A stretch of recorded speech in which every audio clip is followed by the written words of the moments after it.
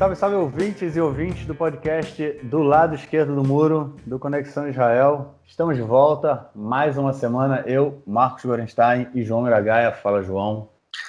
Fala, Marquinhos, tudo bem? Tudo tranquilo, na boa. A semana em que muita coisa aconteceu, né, cara? Muita coisa aconteceu e segue acontecendo. E segue acontecendo. A gente está gravando agora na quinta-feira de manhã, 9h30 da manhã, aqui em Israel. Vamos, de repente, ter que fazer uma atualização rápida à noite, mas tudo bem. E vamos que vamos. Vamos começar, então, com o nosso primeiro bloco, como não podia deixar de ser, o bloco do Corona. Bom, João, a gente vai ter que tentar dar um jeito de explicar aí que negócio é esse de 3.900 novos casos diários. Quer dizer, ontem, né? Foi esse o número. A gente tem, nessa última semana, sempre passando dos 3.000 casos, quase todos os dias. Perdeu o controle. Era para ter um fechamento nas cidades, né? Que estão com alto índice de contágio. E, de repente, passou por um fechamento só o período da noite, a partir das 7 da noite. Ou seja, durante o dia tudo funciona e à noite fecha, quando as pessoas, teoricamente, já saem menos das ruas também, né, porque vão dormir e tudo mais. Porém, nessas cidades, pelo menos, o sistema educacional estava fechado e continua fechado. Mas, enfim, perdeu o controle total. Dificilmente a população vai respeitar um fechamento, porque ninguém quer mais fechar, né? Até porque a gente viu como perdeu o controle agora e como foi a saída também, né, quando a gente teve o fechamento, a quarentena, a saída foi muito desorganizada e levou a essa realidade que a gente tem hoje. Então, as pessoas estão muito desacreditadas nesse fechamento. E tem também, chegando aí as festividades de Ano Novo, né, que inclui quase um mês ou um mês inteiro de festas. O que hoje se fala que vai ter uma quarentena desse período, vai ter um fechamento, as pessoas não poderão sair de casa, o que com certeza é uma medida muito polêmica e que não sei se a gente vai ver ela sendo cumprida. Muita disputa entre a população religiosa dentro do governo para poder, porque parte dessas cidades que estão com alto índice de contágio, elas são cidades de maioria religiosa. Enfim, muita coisa, João. É o corona. Pois enfim, vamos tentar organizar isso aí, né? Quando a gente estava conversando aqui um pouco antes de gravar o podcast, você comentou que esse número ele ainda antes de a gente ver o resultado da volta do ano letivo, né? Que ainda tem, ou seja, o número ainda vai aumentar. A tendência é que o número ainda aumente, né? E bastante talvez, porque, enfim, a gente sabe que a contaminação que vem das escolas ela ainda vai, ela é grande. Então, se o vírus demora entre 1 e 2 semanas para mostrar os sintomas, o ano letivo começou tem 8 dias. Acho que a partir de amanhã, depois de amanhã, vamos estar começando a ver os grandes resultados aí dessa contaminação. E esse número de 3.900, já estamos batendo na porta dos 4.000, pode chegar facilmente a 5.000, ou talvez até mais. Lembrando que Israel já era o primeiro do mundo em contágios per capita, né? E, enfim, vai assumir essa dianteira disparado. E aí a gente fica com o mais impressionante, que é o que está sendo feito, então, para conter essa disseminação. Você comentou, né, que é difícil acreditar que as pessoas vão respeitar, né, um possível lockdown, um possível fechamento. Ontem, o presidente da Associação do Comércio israelense, ele chamou uma coletiva, e os telejornais todos mostraram a fala dele, e ele disse: nós, comerciantes, não vamos aderir ao fechamento, não vamos seguir a determinação. Então, ele já avisou, a gente não vai cumprir, ou seja, a polícia vai ter que atuar bastante nessa situação agora. Não só ele, né? Como, enfim, a gente tem que agora contextualizar o que aconteceu. Não é que nada foi feito, alguma coisa foi feita, e a gente agora vai avaliar, vai dar nossa opinião sobre o que foi feito, né, e vai contar para vocês um pouquinho. O Rony Gams, que a gente tem comentado há várias semanas, né, o gestor de políticas públicas sobre a crise no corona, né, que ele é num papel superior ao Ministério da Saúde nesse caso, ele é que faz os projetos, ele é que supostamente é quem toma decisões, ele está tentando, há 2 meses, fazer com que um programa do sinal de trânsito, né, que é um programa de 4 cores, você classifica as cidades por 4 cores e impõe limitações de movimentação e, enfim, de restrições à abertura de comércio e estabelecimentos também não comerciais, enfim, como escolas e tal, nas cidades de acordo com a cor que ela recebe, né? Então, vermelho é o grave, roxo é bastante, com muita contaminação, mas ainda não vermelho, amarelo é sinal de alerta, e verde é que está ok. Isso é baseado no número de casos que cada cidade tem, somado à contaminação nas últimas 2 semanas, né, o aumento da contaminação, enfim, e mais alguns fatores que eu já não me lembro quais são. Bom, de acordo com essa classificação do Gamos, né, existem várias cidades que alcançaram o nível vermelho. Ele conseguiu fazer um levantamento geral sobre essas cidades, que obviamente elas vão sempre mudando, mas ele já na semana passada ele tinha, e já tem 3 semanas que ele queria que o gabinete da Corona aprovasse que as restrições que ele quer impor às cidades de acordo com a sua classificação por cor. O gabinete da Corona rejeitou, não concordou, ele queria impor fechamento em algumas cidades cuja contaminação está muito alta, para que isso não chegue em outras cidades. É importante dizer que Israel é um país pequeno, com muita movimentação interna, as pessoas não ficam só nas suas cidades, as pessoas transitam muito, né? Muita gente mora numa cidade e trabalha na outra, né? Como se Israel fosse uma grande área periférica toda de Tel Aviv, né? Com alguns centros periféricos de Haifa, de Beersheba e de Jerusalém. Praticamente todo o país depende dessas 4 cidades e quando não depende, sempre tem muita gente nos lugares mais longínquos que acaba tendo que ir para essas cidades ou ter contato com pessoas que passam por essas cidades, e é muito fácil a contaminação se disseminar país afora. É evidente que tem comunidades cuja contaminação é maior, porque há mais gente que mora nas mesmas casas, porque, enfim, há públicos em Israel que respeitam menos as determinações de higiene e de segurança para não serem contaminados que outros, né? Isso a gente tem visto, por exemplo, a população ultra-ortodoxa, por exemplo, a população árabe, né, que nessa segunda onda não obedeceu, por exemplo, a restrição de realização de casamentos com um grande público, né, por questões, enfim, que envolvem, segundo a própria narrativa deles, questões culturais, né? Enfim, e tudo isso acaba influenciando muito no aumento da contaminação, e esse projeto foi apresentado e rejeitado algumas vezes pelo gabinete da Corona, até que ele finalmente foi aprovado na segunda-feira passada, perdão, no domingo passado, na verdade não, na quinta-feira passada, antes de a gente gravar o podcast anterior, esse programa foi aprovado para que o fechamento fosse iniciado em algumas cidades do país, as cidades vermelhas, ou quase todas as cidades vermelhas, a partir da segunda-feira, dessa semana que a gente está gravando agora. Quando chega segunda-feira, o Netanyahu recebe uma carta das comunidades ultra-ortodoxas dizendo que se ele fizer fechamento nas cidades X, Y, Z, ou, em outras palavras, Bnei Brak, Beit Shemesh e Elad, e talvez alguma mais que eu não esteja lembrando, ele vai perder o apoio dos ultra-ortodoxos para sempre. Né? Esse foi o teor da carta, basicamente, segundo todos os meios de comunicação, e o Netanyahu pede um adiamento de 24 horas, ele conversa com o gabinete da Corona, e conversa com o Roni Gamzo e se estabelece um otzer, que é um fechamento, que não é exatamente é uma parada, na verdade. O otzer é parada, né? De noite, entre as 7 da noite e as 5 da manhã, as restrições que iam ser implementadas para o fechamento, na verdade, elas vão ser implementadas só para entre as 7 da noite e as 5 da manhã, na verdade não vão ser, já estão sendo, ou seja, enfim, a sistema de educação pública não funciona nesses lugares, né? Educação privada, na verdade, o sistema de ensino está suspenso. Algumas outras restrições também estão impostas nas cidades vermelhas, mas já estavam impostas desde antes, a maioria delas, como, por exemplo, a educação. A novidade é esse fechamento entre 7 da noite e 5 da manhã. Né?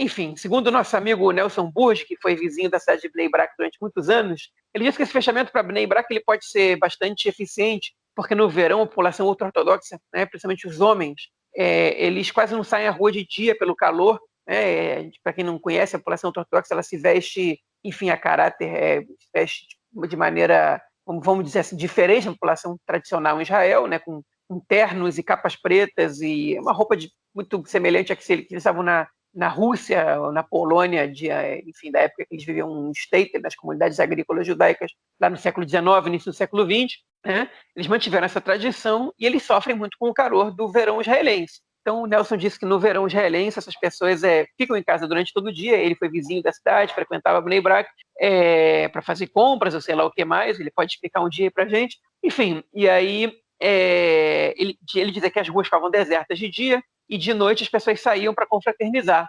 quando o clima já é mais ameno. Então ele disse, isso faz sentido, não é que não faz sentido. E eu perguntei, tá bom, mas isso faz sentido em Bnei Brak, isso faz sentido nas cidades árabes, faz sentido em Ashkelon, em Ashdod, enfim, em outra cidade, em Tveria, né? essas outras cidades que vão ter fechamentos, pelo menos parciais, de alguns bairros, e ele falou, aí eu já não sei, né? E um morador de Bnei Brak foi entrevistado ontem, né, na quarta-feira, no programa de notícias do Canal 12. O que você acha desse fechamento de noite? Ele falou, acho que isso é uma besteira. Por quê? Porque eu fico em casa de noite e posso contaminar de dia? Enfim, ele falou, se eu sair de casa, nada impede que eu saia de casa de dia, nada impede que alguém que trabalha em Tel Aviv, mora em Bnei Brak, vá trabalhar em Tel Aviv e contamine as outras pessoas, porque bem ou mal você pode evitar alguma coisa, mas não é o que vai resolver o problema, né? Então, se o programa do sinal de trânsito já era um programa que não ia resolver tudo de uma maneira rápida, esse programa mais restrito, obviamente, não vai ser o que vai resolver tudo, né? E mesmo assim, ele foi imposto e as pessoas não estão respeitando o programa. E isso é o que é mais impressionante. Em algumas cidades, como por exemplo Bnei Brak, a educação pública em algumas escolas está funcionando, né?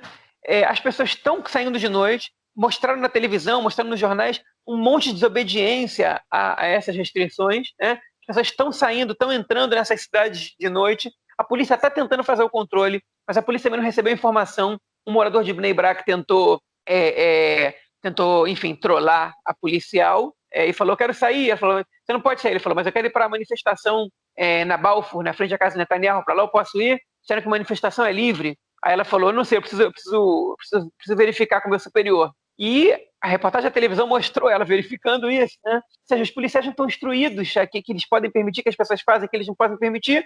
E esse Otzer, né, essa parada na parte da noite, ele, além de ser uma política muito pouco draconiana, uma situação grave que a gente está passando, ela não está funcionando como deveria, né? E aí já se começa a falar. Ontem teve no canal 12 de televisão, no telejornal, o diretor-geral do Ministério da Saúde, e ele já está falando abertamente que nas festas de Tishrei, que é o mês que a gente se encontra agora, né, vai se encontrar daqui a pouquinho, na verdade, que é quando tem o Rosh Hashanah, o Yom Kippur, Sukkot, Simchat Torah, são umas festas que vêm quase todas juntas. Ele falou, nessas festas, a gente muito provavelmente vai ter medidas de fechamento bastante mais drásticas do que estão acontecendo agora. E aí fica a dúvida se as pessoas vão respeitar, né? O Netanyahu está com uma viagem marcada para os Estados Unidos para o dia 15 de setembro para assinar o acordo de normalização com os Emirados Árabes Unidos, né? 15 de setembro, entre Rosh Hashanah, perdão, é um pouquinho antes de Rosh Hashanah, então é difícil acreditar que ele vai, enfim, inserir, vai lançar mão de algum fechamento, de um lockdown antes dessa viagem dele, a população vai reclamar, né? E a gente vive essa expectativa. Hoje, na quinta-feira, dia 10 de setembro, o gabinete da Corona vai se reunir, enfim, para falar sobre esse fechamento, e alguma decisão deve ser tomada lá. Agora, o gabinete da Corona claramente é uma instituição que não quer tomar nenhuma decisão em prol do fechamento, hein? E o Netanyahu, ele se submete à vontade, na verdade, ou à pressão, ou, por um lado, dos ultra-ortodoxos, que não querem ver as suas cidades fechadas, porque ele não está nem aí vamos dizer a verdade, ele não está nem aí para as cidades árabes, e não são votos para ele não se importa nem um pouco com eles estarem desconformes com a medida do governo, mas ele sim se importa com a medida dos ultra-ortodoxos que não querem ver suas cidades fechadas, né? Por um lado, então ele cede a pressão. Por outro lado, ele não quer fazer um fechamento completo, que é algo que sim é apoiado pelos ultra-ortodoxos, porque eles não querem ficar com o estigma dos portadores de corona, nem querem se sentir os únicos que são privados dos seus direitos. De alguma maneira, eles têm razão nisso. Então, a maioria dos partidos ultra-ortodoxos está a favor do fechamento total do país. Se é para fechar, fecha tudo. E aí, quem está reclamando disso? Os autônomos, os comerciantes, as pessoas que dependem do país, está andando para se sustentar, para pagar suas contas, né? Os dois são potenciais eleitores do Netanyahu. Os dois fazem muita pressão, né? Não só do Netanyahu, obviamente, de outros partidos que compõem o governo e também a oposição. Isso, obviamente, que a pressão da população influencia na decisão do governo. E o gabinete da Corona é um órgão que está submetido à pressão o tempo inteiro e claramente não está afim de tomar decisões impopulares, né? Para qualquer um dos lados. Então ele prefere não fazer nada. Agora a gente vai ver até quando a decisão de não fazer nada ela vai continuar sendo uma decisão menos impopular do que as outras, porque o número de mortos está aumentando, já chegou em 1.050, só ontem foram já 33 novas pessoas em aparelhos respiratórios. Alguns hospitais já estão reclamando de que o local está começando a ficar mais cheio do que eles estavam esperando para essa época do ano. Daqui a pouco está chegando o inverno, né? Vem a gripe, os sintomas são muito parecidos com a corona, está todo mundo muito preocupado com isso, e o número de doentes aqui cresce cada vez mais, né? E isso, inevitavelmente, hoje em dia a maioria é jovem, mas daqui a pouco não vai dar para segurar mais essa contaminação e não chegar nas pessoas mais velhas.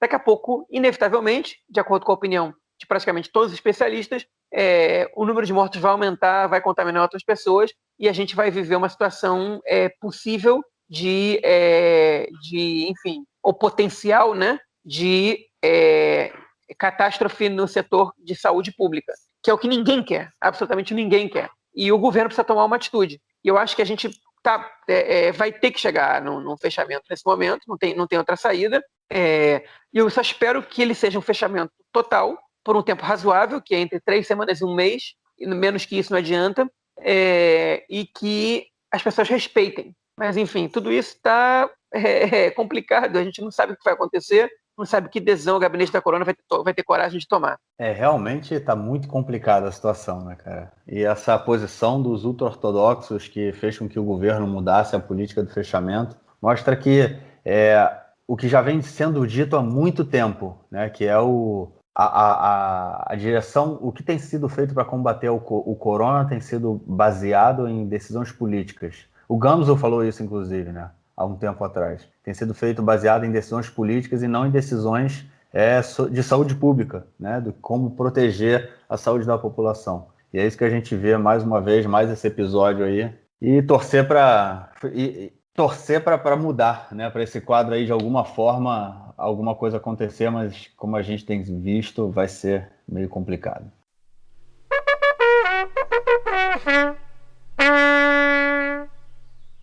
Bom, como a gente já previa, a gente vai ter atualizações para esse podcast, uma delas no mesmo dia que a gente gravou, né? Na própria quinta-feira de noite, o Gabinete da Corona se reuniu e por volta das 8h30 da noite já tinha a decisão de que vai ser feito um fechamento, um lockdown em todo o país. Inicialmente era para ser do dia 15 de setembro, que é essa quarta-feira, até o dia... terça-feira, perdão, próxima terça-feira, até o dia 12 de outubro, que é depois de todas as festividades judaicas do mês de Tishrei, né, depois da última, que é Simchat Torah. Mais um pouco depois, enfim, o próprio gabinete parece que por mensagens ou ainda durante a própria reunião decidiu que o fechamento vai começar na véspera de Rosh Hashanah, que é o Ano Novo Judaico, que é a primeira das festas do mês.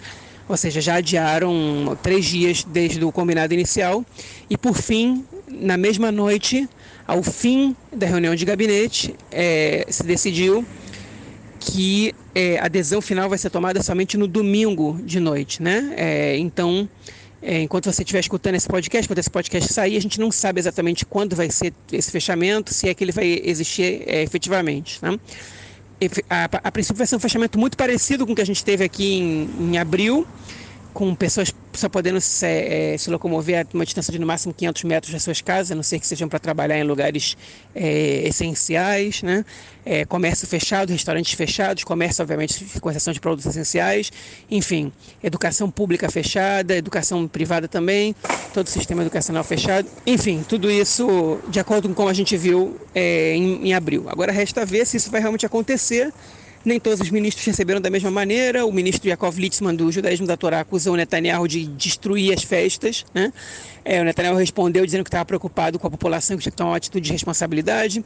A presidente da Comissão da Corona bateu boca com o professor Gabi Barbas, no telejornal do Canal 12, na mesma noite em que foi anunciado o fechamento. Ela acha que não é necessário, que as previsões todas estão equivocadas, têm se mostrado equivocadas em relação ao número de contágios de doentes em estado grave, de mortos, enfim. E o Barbas, obviamente, defende o fechamento, diz que nessa altura do campeonato não existe outra saída.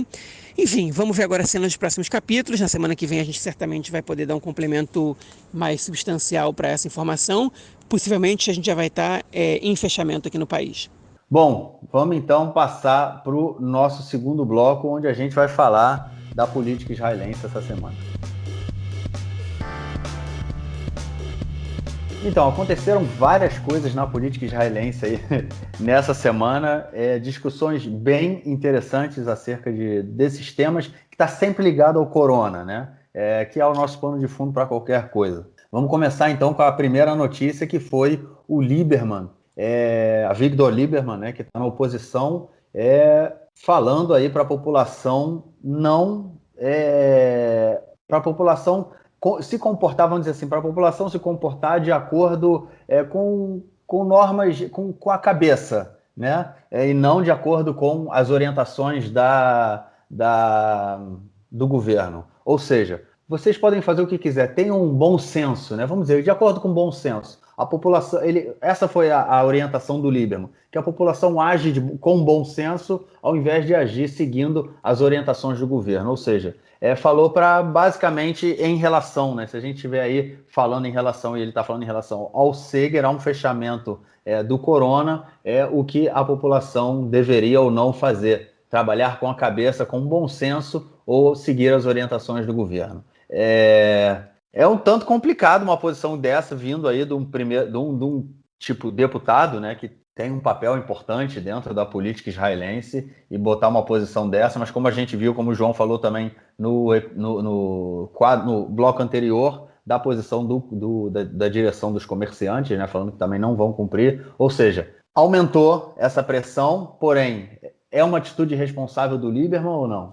Você pergunta para mim? Olha, obviamente que não é uma atitude responsável, né? E o Lieberman não é um político muito responsável nas suas declarações, principalmente. Ele já fez várias declarações racistas, enfim, já fez várias declarações que incitam ódio, e agora ele está cumprindo com o papel dele de agitador de oposição e está, enfim, dando declarações de que incitam a desobediência civil no momento que o país precisa de organização, né?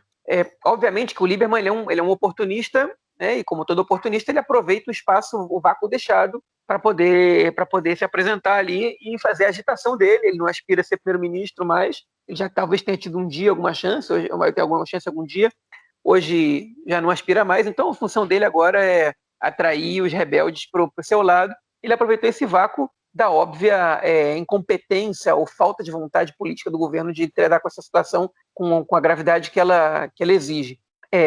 E, obviamente, que a declaração do Lieberman foi uma responsabilidade e, obviamente, que ela é negativa, né? Ele depois foi convidado no mesmo dia para explicar também no noticiário do Canal 12. Eu cito muito o Canal 12 porque o noticiário é o Jornal Nacional de Israel, né? É o noticiário mais visto, de muito mais qualidade que o Jornal Nacional, permitam-me a comparação, com entrevistas com comentaristas políticos, com comentaristas de economia, de saúde, né? É um jornal sério, bom, é muito difícil. Tem outros 2 telejornais muito bons, que é o Canal 11, que é o canal público do Canal 13, mas o Canal 12 ele é o mais famoso, ele é o mais visto, ele tem profissionais mais, enfim, as principais estrelas de jornalismo. Não vou dizer que são melhores que os outros, porque não necessariamente são, mas alguns deles são, enfim, são estrelas de jornalismo aqui. E o Lieberman foi convidado, ele fala uma coisa dessa, no mesmo dia ele já está lá no Canal 12 sendo convidado para falar. E ele foi questionado pela apresentadora, pela Yonit Levy, né? E ele disse, tipo, o governo incompetente que está permitindo que não consiga controlar nem a saúde nem a economia, estamos com 20% de desempregado e contaminação crescendo mais ainda, que não consegue tomar adesão porque por causa de pressão do público ultra-ortodoxo que manda no Netanyahu, faz o que ele faz o que eles bem entendem, e você vai confiar nesse governo? Não. Existem ele diz, o público sabe muito bem o que é certo e o que é errado, o público vai saber fazer a coisa certa. Enfim, ele deu uma desculpa, né, aproveitou para descer pau no governo, para criticar, e, enfim, teve o seu espaço ali na televisão para se justificar, mas obviamente foi uma declaração infeliz, infeliz no meu modo de ver. Para o Lieberman provavelmente teve ganhos políticos, mas o legal, né, foi a consequência que essa carta teve, que é o Netanyahu, obviamente. Ele aproveitou essa declaração do Lieberman, né? O governo dele já é uma bagunça danada, e ele agora pôde dividir a responsabilidade com a oposição. E ele escreveu uma carta pública para a oposição, criticando, ele colocou 4 dos 5 líderes de partidos da oposição, né? Lieberman do Israel Nossa Casa, Naftali Bennett do Yamina, né, do à direita, o Ayman Odeh da lista unificada, né, da lista dos partidos de eleitorado árabe, e o quarto foi o Yair Lapid, né, do partido Yesh Atid, né? Ele não colocou o Nitzan Horowitz, que é o líder do Meretz, não sei se porque o partido é muito pequeno, só com 3 cadeiras, ou se ele não colocou de propósito para não dar moral para alguém que já não está tendo moral nenhuma, já não aparece na televisão, ninguém nem lembra que ele existe, mas não colocou. Vocês podem pensar por que razões, eu ainda não cheguei a uma conclusão sobre isso, mas ele colocou esses 4, não foi à toa que ele colocou esses 4, ele colocou o Bennett do lado do Ayman Odeh na mesma carta de propósito, O Bennett essa semana apareceu com 21 cadeiras nas pesquisas, né? Ganhou votos do próprio Yair Lapid, que apareceu com 15, né?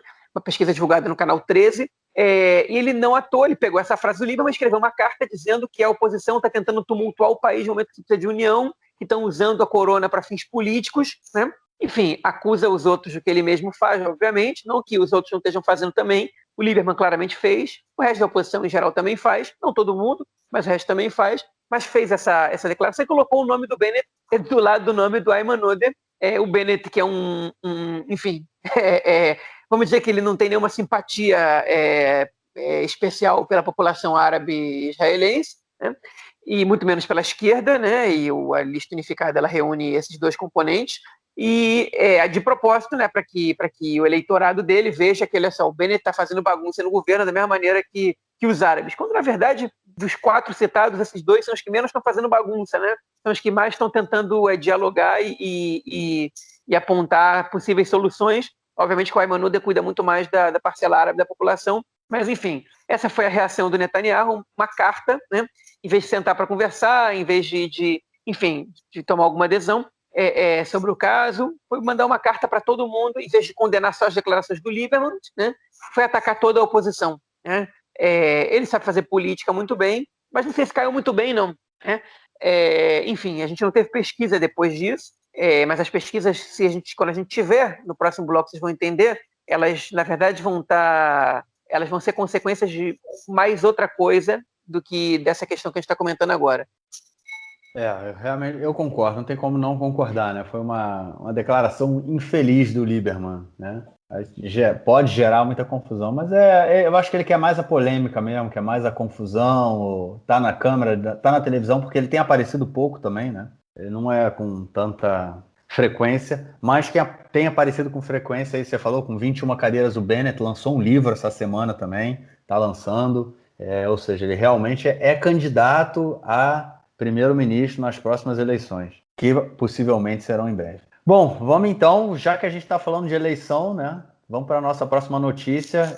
Bom, não tem a ver com eleição, calma, mas tem a ver com primárias, eleições internas no partido. A gente falou na semana passada que o deputado do partido Yesh Atid, né, do Lapid, do Yair Lapid, tinha um deputado chamado Ofer Shelah, que ele queria fazer eleições no partido, né, para ver quem vai ser a direção do partido, o candidato do partido ao primeiro-ministro, que sempre foi o Yair Lapid. Nunca houve uma eleição democrática, né, uma escolha democrática do líder do partido, e o Ofer Shelah quer essas eleições, ele possivelmente, obviamente, ele quer também ser candidato. E nessa semana o Lapid disse que, numa reunião, né, dos deputados do Yesh Atid, o Lapid disse que o partido não está pronto para primárias, para eleições diretas, né, para a direção, né, para o líder do partido. E no ano que vem eles vão organizar um congresso, né, uma conferência do partido, que a conferência vai decidir qual é a melhor forma de escolher a liderança, de escolher o líder do partido. É difícil fazer um partido democrático, hein, João, aqui, não é não? Com essa coisa de cada um faz o seu partido e vamos que vamos, cara. Não, o problema é que cada um fazendo o seu partido, né? Se ele é democrático ou não, esse é o problema. Mas enfim, o Yesh Atid é o partido do Lapid. Se o Ofer Shelah achava que, de alguma maneira, ele ia conseguir controlar o partido do outro, né? Ele está muito enganado. Você não pode chegar enfim, você não pode tirar o motorista do ônibus com o ônibus andando para sentar na cadeira dele quando ele comprou o ônibus, né? Quando o ônibus pertence a ele, entendeu? É difícil. O Lapid não vai abrir mão disso, né? Se ele quisesse participar de um partido democrático, ele tinha entrado em alguns dos partidos tradicionais que existem, não foi o caso, né? Existia, por exemplo, o partido Kadima, que era um partido de centro, né, porque o Lapid ingressou na política, mas ele quis criar um partido dele, ele só não deu o seu próprio nome para o partido porque ia ficar muito escancarado. Ele não vai aceitar primárias. Quando o Lapid sair da liderança do partido, a tendência é que o partido deixe de existir, porque o partido é ele, né? Os números mais altos do partido já saíram, né? Quando o Yair Lapid criou o Yesh Atid, ele trouxe quadros muito interessantes, como o Shai Piron, que foi ministro da Educação, e a Yael German, que foi ministra da Saúde, né? Que tinha sido prefeita de Herzliya, se não me engano. Enfim, ele trouxe quadros interessantes para o próprio Ofer Shelah, mas dos 5 primeiros da lista dele, saiu todo mundo, né? Ou quase todo mundo. porque, enfim, o partido ficou cada vez mais personalizado. Hoje, as pessoas conheciam vários membros da lista, e hoje não conhecem mais. O Ofercella tomou o lugar de segundo lugar, praticamente, enfim, inquestionável. Tem o Meir Cohen também no partido, que é um sujeito, enfim, que era o candidato do Carol Lavan, do Azul e Branco, para ser presidente da Knesset, não primeiro-ministro, presidente da Knesset, presidente do parlamento, mas, enfim, o partido cada vez é mais Yair Lapid. Ele está tentando crescer, ele está tentando disputar para ser primeiro-ministro, e obviamente que ele não vai aceitar que dentro do partido dele alguém o ganhe. O que não quer dizer que não pudesse fazer umas primárias ali dentro, né, para poder decidir quem vai ser o número 1, já que, enfim, ele tinha muito mais chance de ganhar do que de perder. Uma interna mostrou a semana que ele tinha 60% dos votos, enquanto o Ofercella tinha 15%. Né? Então,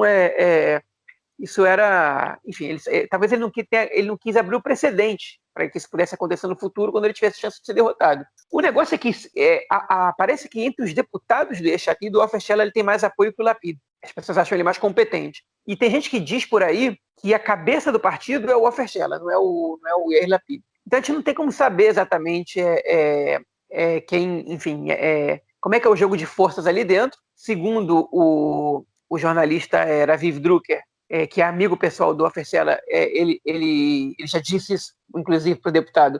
Eles se odeiam, tem uma pressão, não se odeiam, mas tem uma tensão muito grande entre os dois há muito tempo, e que chegou o momento do Ofer sair do partido e procurar o lugar dele em outro lugar, de preferência na esquerda, já que o Ofer está, a princípio, à esquerda do Yair Lapid nesse espectro político, né, nesse partido de centro deles. Enfim, mas não vai ter primárias no Yesh Atid, como não vai ter primárias no Israel Nossa Casa, que é o partido do Lieberman, como não vai ter primárias no Shas. Cada partido decide a sua lista, né? E, enfim, se você quer participar de um partido que tem dono, você tem que entender que ele tem regras. Eu acho que o Cella tem que agora se ligar que se ele quiser, se ele vislumbra um futuro onde ele possa talvez concorrer para ser primeiro-ministro, que é o que aparentemente ele diz querer, esse futuro dele não vai ser no partido A Futuro, né, que é a tradução de Yesh Atid. Vai ser em outro partido. Ele não tem futuro no A Futuro. Eu comentei isso no último episódio, muitas vezes quando eu vou falar o Yesh Atid, eu falo Yesh Lapid, porque não tem como não tratar da mesma coisa, da mesma forma, né? É a mesma coisa, o Yesh Atid, Yair Lapid, é tudo a mesma coisa. Não faz diferença. É isso, vamos então... tem mais uma notícia desse bloco, uma notícia aí que é sobre o orçamento, né? Enfim, o orçamento do ano que não foi aprovado, né? Foi empurrado com a barriga, ou seja, a aprovação do orçamento para o ano de 2020, para o ano presente, ela vai ser votado, o orçamento vai ser votado no dia 23 de dezembro de 2020. Ou seja, essa é um pouco da realidade. Mas, enfim, esse orçamento, né, que no ano passado foi de 400 bilhões, esse ano quando foi aprovado a prorrogação da votação, também foi aprovado um acréscimo de 11 bilhões. E a gente vê aí a divisão, né, a nova divisão desses 11 bilhões aí que foram acrescidos, né, o orçamento foi uma coisa assim bem louca, como esse dinheiro vai ser dividido. Eu vou estar colocando aqui alguns pontos para vocês, tá? Para vocês entenderem como é que foi pensado o gasto desses 11 bilhões. Muito dinheiro, né? Boa parte dele, mais de 30%. Não, um pouco menos de 30%. 3 bilhões para o Ministério da Segurança, também para o aumento, né, como é que chama isso? Do subsídio que os deficientes ganham do governo, né, do Seguro Social dos deficientes, enfim, para imigrantes vindo da Etiópia, também vai ter dinheiro, aumento do dinheiro do orçamento para o ensino religioso, para também, como chama isso? Para mapeamento de construções palestinas em território C, construções ilegais, também tem dinheiro para isso. Tem dinheiro também para fortalecer as colônias na Cisjordânia, as colônias judaicas na Judéia e na Samária. Também tem dinheiro para novas pesquisas, vamos dizer assim, não é pesquisas, né, mas arqueológicas, escavações arqueológicas em Ir David, que é a cidade de David, né, que é, vamos dizer assim, É a cidade que o rei Davi construiu, que ela fica em um bairro árabe em Jerusalém Oriental, e as pesquisas ali são muito polêmicas, e o governo, parte do orçamento é destinado também para isso. Enfim, dividiu o orçamento aí, esses 11 bilhões, e o sistema de saúde, eu não sei se vai ganhar muita coisa aí não, hein, João? Vai sobrar, cara? Vai sobrar para o sistema de saúde? Não, desse bolo aí não tem fatia para a saúde, não. O negócio da saúde vai ter que pedir outro bolo. A pergunta é se vai ter farinha, se vai ter ovo, se vai ter fermento para poder fazer outro bolo para a saúde poder comer um pouquinho, porque desse aí não vai, não. Tá feia a coisa, tá feia a coisa. Vamos ver, de repente muda alguma coisa aí, a gente traz novas informações.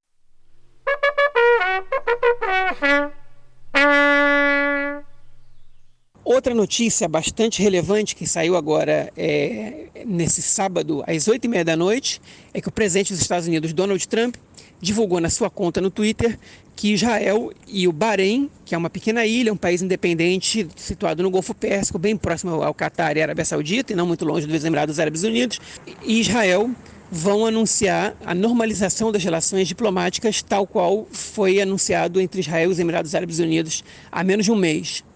Ou seja, o Bahrein é um desse segundo país que o Netanyahu já tinha comentado que possivelmente ia ter uma onda de países interessados em normalizar as relações com Israel, países do mundo árabe. O Bahrein é o segundo. É um país pequeno, com uma quantidade de petróleo bastante razoável, um país com recursos, mas um país pequeno, com uma população de 1,5 milhão de pessoas, que já vem desde um tempo fazendo parcerias com Israel, inclusive mais avançadas que os Emirados Árabes, que a gente comentou nesse podcast, principalmente por receio da influência iraniana nos países do Golfo Pérsico, em especial no Bahrein, que é um país muito pequeno, uma ilha muito pequena. Enfim, mas não deixa de ser uma boa notícia. Mais um país do mundo árabe que normaliza relações com Israel. Netanyahu comentou, depois do Trump, meia hora depois, na sua conta no Twitter também, dizendo que uma nova era de paz no Oriente Médio se inicia, né, a partir dos princípios de paz por paz, economia por economia. Ou seja, a sua teoria, né, de como chegar à paz com os países do Oriente Médio vem alcançando relativo sucesso, pelo menos de acordo com a sua narrativa, com países que não compõem o primeiro escalão, vamos dizer assim. Ainda assim, não deixa de ser uma boa notícia, não deixa de ser um êxito do seu mandato, não sei exatamente, da sua pessoa. A Arábia Saudita, essa semana, declarou publicamente, a gente não incluiu isso no podcast por achar que não era relevante naquele momento, mas frente a isso vale a pena a gente mencionar, que não vai fazer acordo com Israel antes que Israel assine um tratado de paz com os palestinos, tal qual estava inserido na proposta da Liga Árabe pela paz com Israel, né? Enfim, mais detalhes dessa paz com o Bahrein, que vai ser assinada na terça-feira em Washington, no dia 15, no mesmo dia que Israel vai assinar o acordo de normalização com os Emirados Árabes Unidos. A gente vai dar no podcast da semana que vem, quando a gente tiver mais informações e quando a gente tiver também mais tempo para poder falar sobre isso, né, não dando uma informação adicional. Bom, vamos então para o nosso terceiro bloco, onde a gente vai estar falando aí basicamente da notícia da semana, eu acho, né, João? A notícia que movimentou aí da bomba atômica, né? Bomba como ela foi chamada, né, na política, e a gente vai estar contando ela aí para vocês agora. Bom, essa semana foi uma bomba aí que caiu na televisão israelense, né, que foi divulgada na televisão israelense. O jornalista do Canal 12, Amit Segal, ele soltou a bomba dizendo que eu posso dizer que é fraude, né? Uma fraude aí relacionada às investigações do caso 2000, um dos casos que o Netanyahu está sendo investigado. De acordo com ele, um dos policiais envolvidos teria conflito de interesses e não poderia estar envolvido no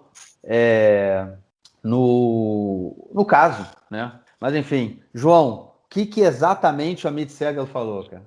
Na verdade é o seguinte, é mais que isso, tá? O Amit Segal, eu vou dar o resumo inteiro aqui, depois eu vou comentar a ordem das coisas. O Amit Segal, ele apresentou no Canal 12, no telejornal, outra vez eu vou repetir isso hoje aqui, mais assistido do país, ele guardou a informação para apresentar lá, depois soltou no Twitter e tudo mais, de que a polícia, um policial agiu por conflito de interesses, né, especialmente para incriminar o Netanyahu, e a polícia, em conjunto com o departamento de investigação sobre a própria polícia e a Corregedoria Geral do país, né, a Paraclitud, atuaram em uma conspiração para ocultar esse fato e ninguém ficar sabendo, para que o Netanyahu fosse acusado pela polícia, ainda que um dos policiais tivesse razões pessoais para trabalhar contra ele. Essa foi a alegação do Amit Segal nessa reportagem que saiu no canal 12 nessa terça-feira, dia 8 de setembro. Okay?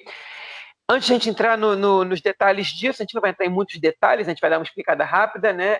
Mas antes de a gente entrar nisso, é só importante lembrar o que foi a pasta, o que é a pasta 2000. A pasta 2000 é a acusação que o Netanyahu, na verdade, o Netanyahu já está no banco dos réus, na pasta 1000, na 2000 e na 4000. A 2000 se refere a uma conversa que foi gravada entre ele e o magnata das comunicações Noni Moses, que é o dono do jornal Yediot Ahronot, do site Ynet, e antigo dono do canal 10 de televisão, na qual Netanyahu estava negociando com ele abertamente que ele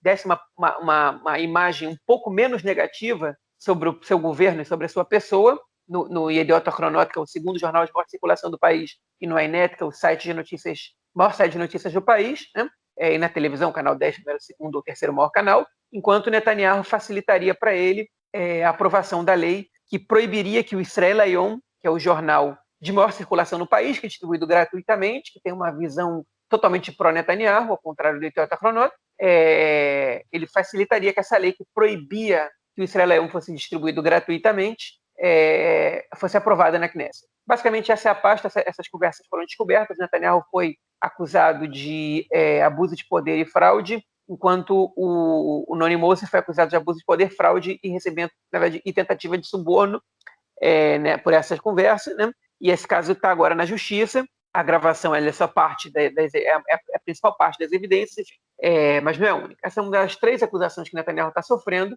O Netanyahu sempre diz que ele está sendo acusado injustamente, ele nunca recebeu nenhuma imagem positiva do canal 10, nem do Ynet, nem do Yediot Ahronot, e que também, obviamente, que ele não trabalhou para aprovar a lei do Israel Hayom, desse jornal, e que tudo isso não passa de... Tipo, foi ele mesmo que gravou a conversa, que tudo isso era uma tentativa dele de mostrar a cara do Noni Moses, né? Enfim, mas a justiça está tendo que avaliar esse caso.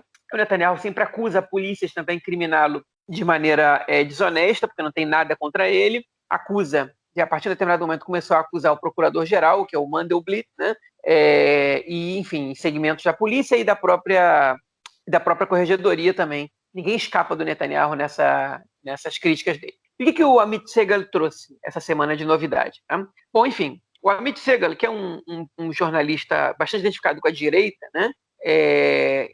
Em geral, chegam nele as informações que de alguma maneira favorecem a direita em momentos cruciais, né? Por exemplo, o Amit Segal foi o jornalista que divulgou a informação de que o Irã tinha invadido o telefone do Benny Gantz, né? O Amit Segal foi o jornalista que divulgou a informação, divulgou uma gravação do ex-assessor estratégico do Benny Gantz, nas vésperas das eleições, dizendo que ele não tinha capacidade de governar o país, né? E agora ele teve acesso a alguns e-mails, né, da própria polícia, e depois ele concluiu a investigação dele com o jornalismo investigativo que ele faz.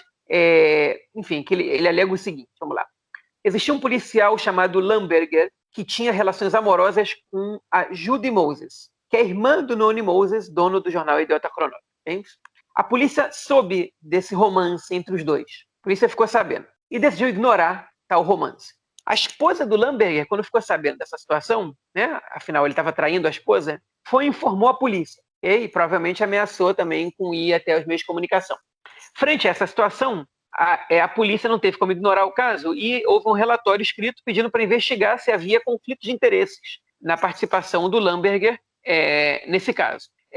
O Mahash, que é o Departamento de Investigação Interna da Polícia, decide arquivar o caso. Hein? Ou seja, a gente não vai continuar essa investigação. Alguns e-mails mostraram que os chefes da polícia e da corregedoria sabiam de tudo e não divulgaram a informação, não deixaram que ninguém soubesse a informação, em outras palavras, esconderam a informação. O Shai Nitzan, que era um procurador importante que estava investigando o Netanyahu, ele, no meio dessa bagunça toda, ele tem outro e-mail, num caso que não tem nada a ver com esse que a gente acabou de comentar, que o caso tinha sido ocultado, numa conversa com o Carmel, que era o chefe do Marras, que é a investigação da polícia, ele se referindo a outro caso, ele sugere que o Carmel não elucide, não traga a público um erro da polícia num momento específico, que é mais ou menos a mesma época que o Netanyahu estava criticando. Espera, rapidinho, esse ponto do Shai Nitzan, anota aí para cortar e agora eu vou. Enfim, fim desse caso, mais ou menos. Né? O Amit Segal também trouxe a informação de que, num suposto atentado que tinha tido, que foi um caso que foi famoso, o caso de Al-Hiram, né? Foi um caso que um assentamento beduíno no Negev, no deserto do Negev, estava sendo evacuado, e supostamente um sujeito chamado Yaqub Musa Abukian teria feito um atentado contra os policiais, atropelando um policial e o matando, e ele foi abatido pela polícia nesse mesmo ato, enfim, com ter sido um atentado terrorista contra a ação da polícia de evacuar esse atentado, que pela lei israelense era ilegal, não podia estar, contra esse assentamento que não podia estar ali naquele momento. Tá? Ele foi descrito como terrorista, ainda que a família negasse que ele tivesse qualquer ligação, que ele tivesse qualquer passado terrorista. Os beduínos em Israel não são famosos por cometer atentados terroristas, é muito pouco comum isso dessa população israelense, eles, inclusive, muitos deles servem no exército, né? Esse caso foi bastante estranho, mas a polícia, a princípio, considerou ele terrorista. Netanyahu e outros políticos de direita saíram dizendo que foi um atentado, foi terrorista contra a polícia. Nesses mesmos e-mails, o Amit Segal descobre um e-mail que o Shai Nitzan, que era um procurador muito pouco querido pelo pessoal do Likud, que investigou o Netanyahu, tinha instruído o chefe do Departamento de Investigação Interna da Polícia, que investiga os próprios policiais, a não elucidar que a polícia tinha cometido um erro ao dizer que esse sujeito, que o Abu Al-Kian, era terrorista, para não dar moral para o Netanyahu na crítica à polícia. Porque, posteriormente, ao que parece, as investigações feitas pelo Shabak, que é o Serviço de Inteligência, e por outros órgãos da polícia, já tinham descoberto que não tinha sido um ataque terrorista, que, inclusive, o Abu Al-Kian tinha levado um tiro da polícia quando se aproximava do assentamento, antes, né, de chegar ali perto. Quando tomou o tiro, perdeu o controle e atropelou um policial, acabou matando esse policial, hein? E ele, na verdade, foi vítima da polícia, né? Não um autor de um atentado. Enfim, nesse e-mail, então, isso daria força ao argumento do Amit Segal de que a polícia quis esconder o caso e quis tanto esconder o caso que o Shai Nitzan, que é um dos principais alvos sempre do Likud quando critica a investigação contra o Netanyahu, chegou de maneira inescrupulosa a sugerir que a polícia escondesse esse caso para não dar força para aqueles que querem destruir a reputação da polícia. Então ele fez essa associação, né? Ele chamou esse caso de bomba atômica, acusando uma conspiração da polícia e da corregedoria, de todo mundo contra o Netanyahu, só para que ele seja acusado, ok? E, enfim, o Bibi, obviamente, como a gente vai comentar depois, foi para a imprensa, né? Já tinha chamado uma coletiva para falar da corona, não falou nada de corona, saiu descendo o pau na polícia, dizendo que alguém tem que investigar os investigadores, né? E no meio dessa bagunça toda, pediu desculpas para a família do Abu Al-Kian. Pois é, né? Mas se num dia o Amit Segal do canal 12, ele veio com toda essa bomba atômica aí, no dia seguinte, o canal 13 veio com uma, não sei se é bomba atômica, mas veio com uma contrabomba, né, cara? Veio trazendo aí informações também sobre informações em cima dessa investigação que foi feita aí pelo Amit Segal. Bom, a primeira informação que o Canal 13 passou já estava dizendo que o Lamberger, quando ele já não estava mais investigando a pasta 12, né, a pasta 2000, não a pasta 12, quando ele descobriu quando foi se descoberto assim, que ele já tinha um romance com a Judy Moses, ou seja, não houve aí um conflito de interesses, não foi no mesmo período que eles estavam juntos. Quando ele estava com ela, ele não estava investigando aí a pasta 12, ou seja, sem ter um conflito de interesses. E a polícia diz também que não investigou esse caso, né, justamente porque o Lamberger ele não estava envolvido nas pastas contra a acusação do Bibi, né? Porque o Bibi joga toda a culpa em cima da polícia, dizendo que isso devia ser investigado, e a polícia diz que não havia necessidade, justamente pelo fato de que, quando eles estavam juntos, o Lamberger ele não tinha relação nenhuma com a irmã, né, do Noni Moses, que também era investigado, ou seja, não criou aí nenhum conflito de interesses. Ou seja, o que o Canal 13 foi fazer, investigou em cima do que o 12 tinha feito, o Amit Segal tinha feito, e trouxe a informação de que o período não foi o mesmo, né? Ou seja, quando o casal estava junto, o investigador não fazia parte da investigação contra o Bibi e não teria nenhum problema, então não conflito de interesse. E também falou que a TIC 2000, né, com o caso de Al-Quiran, né, onde o beduíno foi morto pela polícia, não tem nada a ver com o caso 2000, né, eles não se correlacionam, ou seja, foi enfim, foi um contexto hipotético, assim, que não tem nenhum fundamento, mas foi criado para tentar fortalecer esses argumentos contra a polícia, dizendo que há toda uma conspiração contra o Bibi Netanyahu. É isso, essa foi a resposta do Canal 13 aí, à investigação, à notícia feita pelo Canal 12, no dia anterior. Mas teve muita repercussão política em cima disso, não teve não, João? Teve, pois é. Enfim, o fato do Canal 13 ter mostrado que o Lamberger não tinha absolutamente nada a ver com a investigação não freou enfim, os parlamentares do Likud e de outros segmentos do governo a atacarem todo o sistema de justiça do país, né? O Miki Zohar, líder do governo no parlamento, pediu anulação das pastas, todas as pastas contra o Netanyahu, dizendo que a polícia não era isenta nesse país e que não podia investigar o primeiro-ministro, né? Aí, enfim, o Dudu Amsalen e o Yariv Levin, que é o presidente da Knesset, pediram uma investigação contra a polícia e contra a corregedoria, né, a abertura de uma comissão para investigar esses órgãos.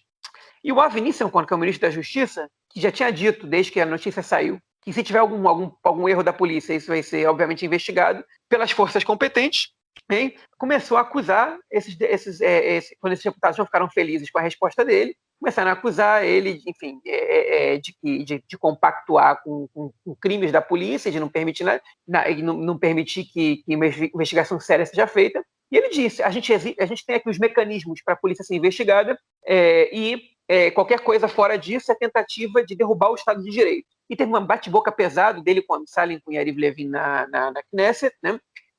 Enfim, e começou essa polêmica toda.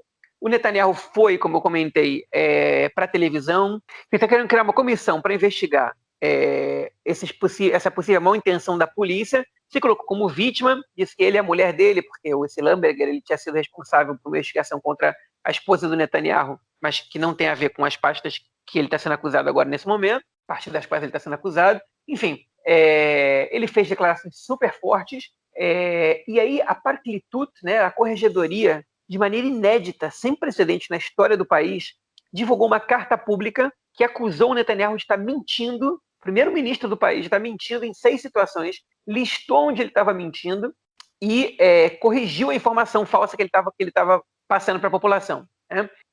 Por exemplo, quando o Netanyahu dizia que o Lamberger atuou de maneira um conflito de interesses para prejudicá-lo, ele disse o Lamberger não podia ter feito isso porque ele nem fazia parte da equipe de investigação. Então aí o que a gente viu foi o seguinte, a repercussão é fortíssima, né? O Likud vai tentar usar isso para tirar a credibilidade da polícia, do sistema de justiça como um todo, para tentar fazer com que o Netanyahu se safe das acusações que ele está sofrendo. Eles não vão desistir, agora eles não vão parar. O Amit Segal segue sustentando que o que ele postou faz sentido de acordo com a cronologia, embora já tenha sido provado que não. O Lamberger não pode ter atuado para prejudicar o Netanyahu, porque ele não fazia parte da equipe que faz isso. Mas a pergunta que fica no ar com a acusação que na verdade, com que a reportagem do Amit Segal elucida por que a polícia ocultou esse caso? Né? Foi uma pergunta que a gente tem que ter na cabeça. Por que a polícia ocultou? Por que isso ficou escondido? Por que a polícia optou por ocultar esse caso? Né? Se a polícia oculta esse romance do Lamberger com a Judy Moses, alguma razão tem, né? Ou seja, a polícia de alguma maneira não queria que isso ficasse sabendo. Isso é uma coisa que não é muito, enfim, bonito de se ver, né? Isso pode ter sido influente em outros casos que o Lamberger participou. Isso pode ter influenciado de alguma maneira a situação. No caso da pasta 2000, aparentemente não, né? Ele não fazia parte da equipe. E alguém pode dizer, mas ele é da polícia também e ele pode ter influenciado outros policiais. Pô, mas aí pode ter um policial que é membro do Likud também, tudo pode acontecer, né? Se ele não é membro da equipe, se foi afastado da equipe, por essa razão ou não, né? aparentemente não foi por essa razão, ele já não fazia parte da equipe. Quando essa informação chegou na polícia, pelos registros que a gente tem na polícia e pelos e-mails mostrados pelo próprio Amit Segal, então isso não influenciou. Mas esse fato de ser ocultado, fica um cheiro ruim ali, né?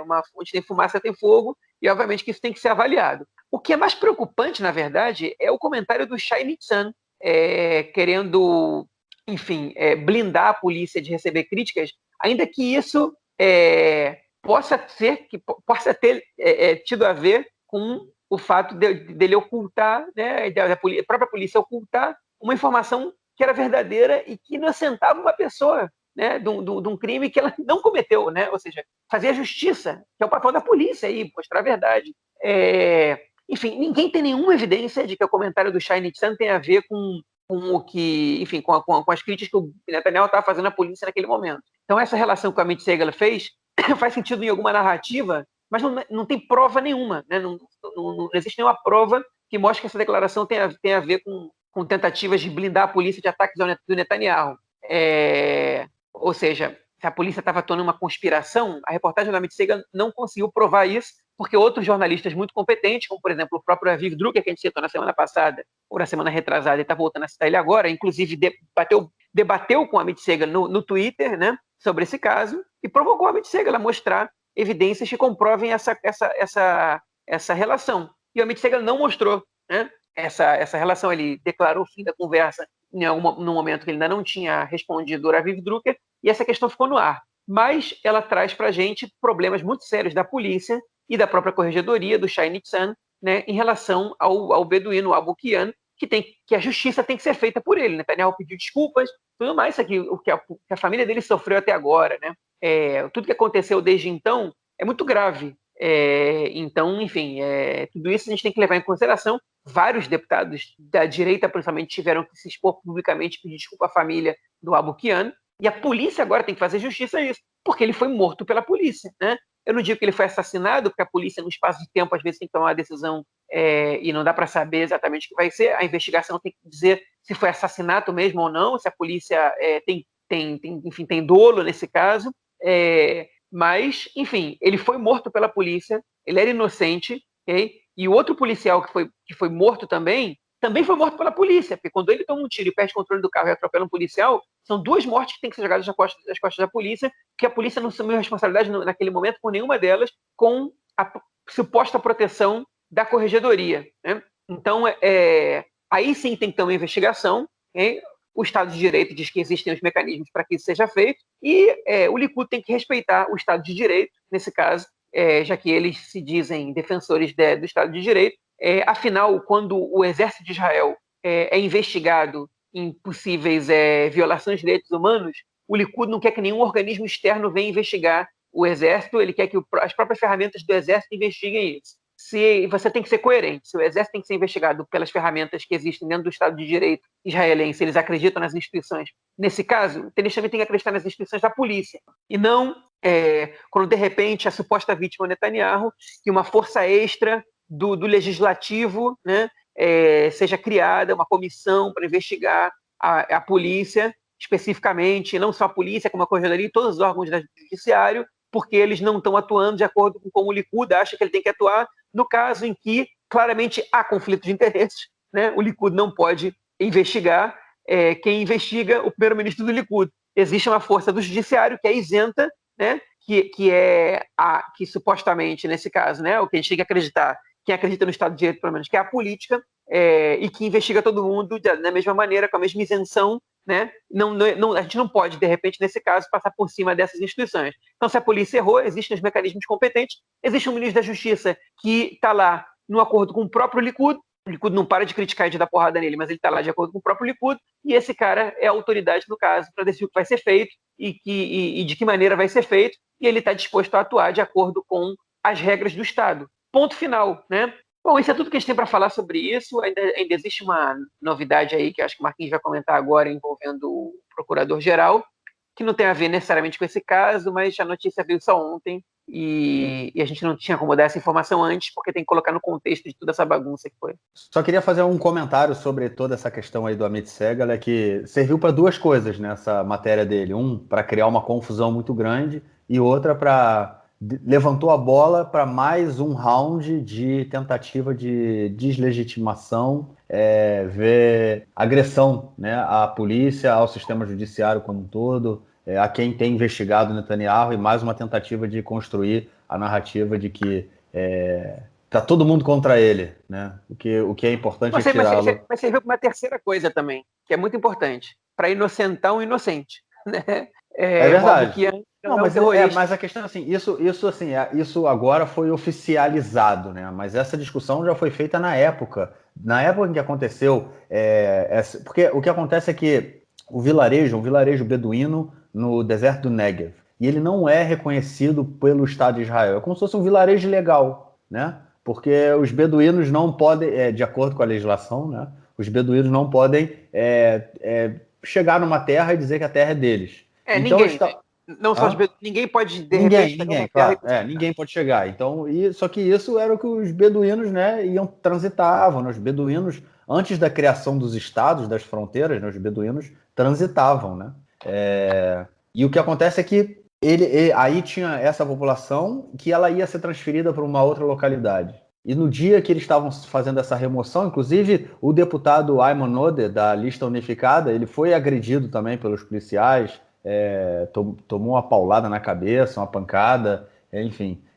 E aconteceu isso. E já teve, na mesma semana, já saíram imagens aéreas de drone, de não sei o que, mostrando que o tiro tinha saído da polícia, entendeu? O tiro saiu da polícia, atingiu o carro, e aí o carro andou desgovernado em direção aos outros policiais, aí matou esse outro policial. Ou seja, isso já é velho, entendeu? Só que e o Netanyahu também, agora é muito cínico, né? Ele vi falar um negócio desse, e vi querer falar que usaram isso como forma de prejudicá-lo e tem que investigar a polícia. É um cara que sempre incita contra a população árabe, né? Isso é comum ele fazer, não é a primeira vez. Né? O Gilad Erdan foi a mesma coisa. Na época do incidente, era terrorista. E o cara, e ele era professor de química, entendeu? Um cara que, enfim, professor, morreu. E, enfim, agora o nome dele aí não vou dizer que é limpo, né? Mas a família está exigindo muito. A família quer que todos os políticos peçam desculpa em rede pública. Não exigindo, quer dizer, eu falei exigindo muito, mas eu não acho que isso seja muito, né? Porque, afinal de contas, na hora que chamaram ele de terrorista, todo mundo foi para a televisão falar. Na hora de incitar, todo mundo incita. Então agora também tem que saber voltar atrás. Mas, enfim, no meio dessa confusão toda aí, o Mandelblit, né, o procurador-geral, começa a discutir se é possível o Netanyahu se manter como primeiro-ministro, sendo aí acusado, né, já julgado em 3 casos de corrupção. Ou seja, essa era uma postura que a Procuradoria vinha mantendo, né? O Mandelblit já havia falado que era possível, que não havia conflito de interesses nesse caso, que o Bibi poderia ser primeiro-ministro e poderia ser, mesmo sendo julgado. As pessoas, né, que são contra essa medida diziam que como é que o primeiro-ministro, que vai ter que passar pelo menos 3 dias na semana no fórum, ele pode atuar como primeiro-ministro, né? Ou ele é primeiro-ministro ou ele vai para o fórum, não tem o que fazer. E agora o Mandelblit ele começa aí a pensar na possibilidade do Netanyahu não poder continuar como primeiro-ministro e ter que abdicar do trono, né, cara? O Netanyahu não deixa o cargo, né? O Netanyahu abdica do trono. Mas será que vai para frente essa medida, cara? Olha, então, a verdade é que esse momento é um momento péssimo, né, para criar outra polêmica, porque o Likud está sustentando essa narrativa de que eles estão sendo prejudicados pelo sistema de justiça como um todo. E aí, de repente, aparece o Mandelblit e reconsidera, né, porque ele já tinha dito antes, há não muito tempo, que não tinha nenhuma contradição entre Netanyahu ser primeiro-ministro, exercer o cargo e também ser réu. E agora parece que ele mudou de ideia, né? Parece, a gente não sabe ainda. Segundo informações de Chaim Levinson, que escreve no Haaretz, aparentemente o Mandelblit mudou de ideia. Ele está tendendo a lançar mão de uma coisa que se chama Nivtserut, em hebraico, que significa vacância, né? É como se fosse um impeachment temporário. Enquanto você está nessa situação, você não pode exercer o cargo. O que isso pode gerar? Eleições, porque no acordo de coalizão que o Likud tem com Azul e Branco, caso o Netanyahu seja impedido de governar por qualquer coisa relacionada à justiça, são convocadas novas eleições. Então, se o Mandelblit tomar essa decisão, provavelmente a gente vai ter eleições, vão ser convocadas eleições. E aí, enfim, talvez o julgamento do Netanyahu seja adiado de novo, porque se tiver eleições, vamos supor, vai ser em dezembro, ele vai ser julgado em janeiro, como é que o cara, de repente, vai ter que montar governo, tendo que ter na justiça 3 vezes por semana? É uma confusão do caramba, mas pode ser que o Mandelblit proíba ele enfim, peça, pelo menos para a justiça, para que ele não possa exercer, montar o governo enquanto ele esteja respondendo processo. Ninguém sabe o que vai acontecer. Olha, eu acho o seguinte, eu acho que é muito complicado o primeiro-ministro exercer o cargo como réu, né?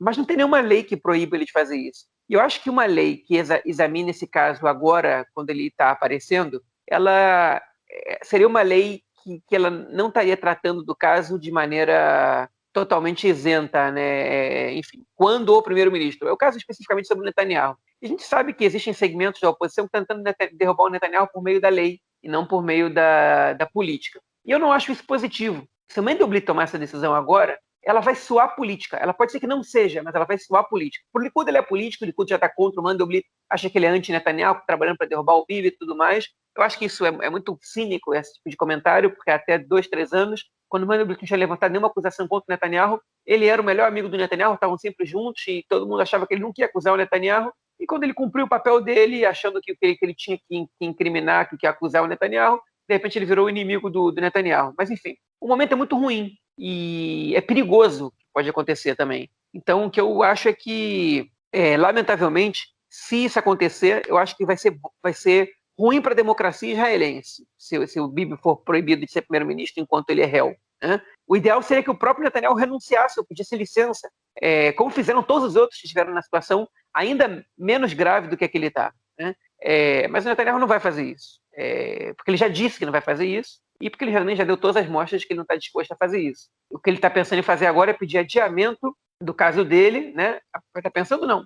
Ele já pediu adiamento, já pediram adiamento do julgamento dele, até que uma investigação séria sobre a polícia tenha sido feita para que se prove que não teve conflito de interesses. E agora a Suprema Corte está com outra batata quente na mão, porque eles vão ter que tomar essa decisão com toda a incitação contra eles que vai ser feita caso eles tomem a decisão contrária ao Netanyahu, né? Enfim, botar fogo no judiciário é o que o Likud tem feito de maneira mais consistente, e isso é muito ruim para a democracia israelense. E, enfim, as consequências que a gente vai ter disso, elas são muito nefastas. Eu espero que em janeiro o julgamento do Netanyahu possa começar direito, para que a gente possa ter um desleixo razoável, normal para esse caso, e que a gente possa analisar política sem justiça no meio e justiça sem tanta política no meio. Lembrando que a gente tem corona, a gente tem crise econômica, a gente tem manifestações há 10 semanas na frente da casa do Bibi, da casa oficial, né, da residência oficial em Jerusalém. E muita coisa envolvida aí, mas vamos ver. Vai ser um final de ano... Bom, entra o inverno, mas vai ser um final de ano quente. Não, sem sombra de dúvida. É isso. Bom, vamos então para o nosso bloco do esporte, onde a gente vai ouvir o comentário do camarada Nelsinho Burri. Manda, Nelsinho. Meu caro Goran, tem amigos do Conexão Israel, do lado esquerdo do muro. Mandar um abraço para o João, que ofereceu essa semana. O sogro dele está trazendo vinhos da Argentina, inclusive Malbec, eu já experimentei. Vinhos muito bons, de grande qualidade. Quem quiser provar os vinhos do sogro do João, basta escrever para contato@conexãoisrael.org. Seleção israelense de futebol masculino jogando a Copa das Nações da UEFA. Primeiro jogo, 1-1 com a Escócia fora de casa. Segundo jogo contra a Eslováquia, 1-1 em casa. O próximo jogo contra a República Tcheca em casa. Depois volta o retorno com os mandos invertidos. Vamos ver se Israel consegue a classificação e consegue avançar na Copa das Nações, na Liga das Nações da UEFA. Lembrando que Israel, com 2 empates, está com 2 pontos. A Escócia, com empate, 1 vitória, 4 pontos. A República Tcheca tem 3 pontos e a Eslováquia 1 ponto. Por enquanto, a pontuação do grupo. Era isso aí. Um abraço e até a próxima. Valeu, Nelsinho. A gente se ouve na semana que vem. Obrigadão pelo comentário. Queria só mandar um oi pro Nelsinho. Nelsinho, se você for comer um falafel agora em Bnei Brak, você tem que ir antes das 7 da noite, hein, cara. Tem um falafel lá que custa 6 shekel, que ele gosta muito. Fica ali perto fica na Rehov Yerushalayim ali, né? Enfim, tem que ir antes das 7, hein, cara. Depois das 7 tá fechado já. Quanto custa esse falafel? 6 shekel? Porra.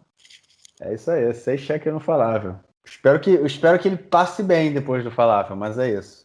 Bom, eu já comi lá com o Nelsinho algumas vezes esse falafel, é gostoso. Enfim, era muitos anos que custava 6 shekel, não sei se hoje em dia tá o mesmo preço, mas o Nelsinho era fã, inclusive, enfim, levava visitas do Brasil, quando o pessoal vinha visitar ele levava lá para comer aquele falafel, como ponto turístico ali da região onde ele morava.